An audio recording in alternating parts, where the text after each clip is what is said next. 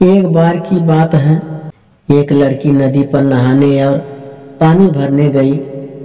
उसने नहाने के लिए अपने कपड़े उतारे, उनको किनारे पर रखा और नहाने के लिए पानी में चली गई।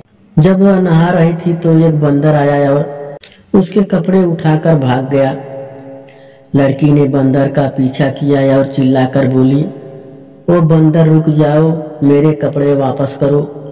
बंदर बोला, अगर तुम मुझसे शादी करोगी तभी मैं तुम्हारे कपड़े वापस करूंगा। लड़की यह सुनकर हैरान रह गई।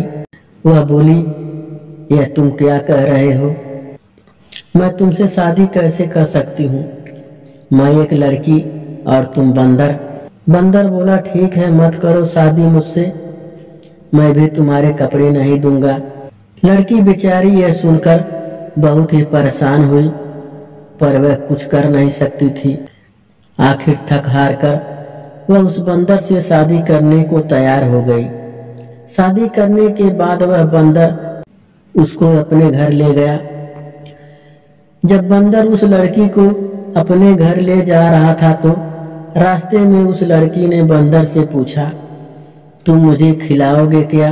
बंदर बोला, मैं तुम्हारे लिए लोगों के खेत में चावल चुरा कर लाऊंगा, वही तुमको खिलाऊंगा।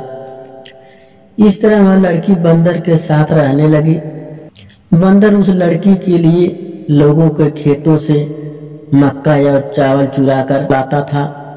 वह उसी को पकाती थी और खाती थी। वह लड़की उस बंदर के साथ रहती जरूर थी, पर वह हमेशा यही सोचती रहती कि किस तरह वह बंदर के घर से भाग जाए। एक दिन जब उसका बंदर पति बाहर गया हुआ था तो उसने उसकी बूढ़ी माँ को, जो उसी घर में रहती थी, उसकी माँ को उसने मार दिया। उसने उसकी खाल निकाल ली और खुद उसको पहन कर बैठ गई। जब बंदर घर वापस आया तो उसने माँ को देखकर उससे पूछा, माँ मेरी पत्नी कहाँ है? उसकी पत्नी, जो उसकी माँ बनी बैठी, बोली, बेटा मुझे क्या मालूम तेरी पत्नी कहाँ है, कहीं भाग गई होगी। यह सुनकर बंदर पति बहुत गुस्सा हुआ और बोला, तुमको नहीं पता कि मेरी पत्नी कहाँ भाग गई? अच्छा तो यह है कि तुम भी भाग जाओ। और उसने उसको डंडे से कई बार पीटा। लड़की यह सुनकर बहुत खुश हुई और बोली, ठीक है, यदि तुम मुझे इस घर में नहीं देखना चाहते हो तो मैं अभी इस घर से चली जाती हूँ। और यह कहकर वह लड़की जितनी तेजी से भाग सकती थी उतनी तेज वहां से भाग ली। भागते भागते वह अपने भाइयों के घर आ पहुंची और सारा हाल उसने अपने भाइयों को बताया। यह सब सुनकर उसके भाई भी बहुत गुस्से हुए और बहन के बंदर पति को अपनी बंदूक से गोली मारने चल दिए, पर वह बंदर पति उसको कहीं मिला ही नहीं। सो वे उसके बिना मारे ही वापस घर लौट आए। कुछ दिनों बाद उस लड़की के बच्चा हुआ। अब था तो वह बंदर का बच्चा ही ना, इसीलिए वह बंदर जैसा ही था।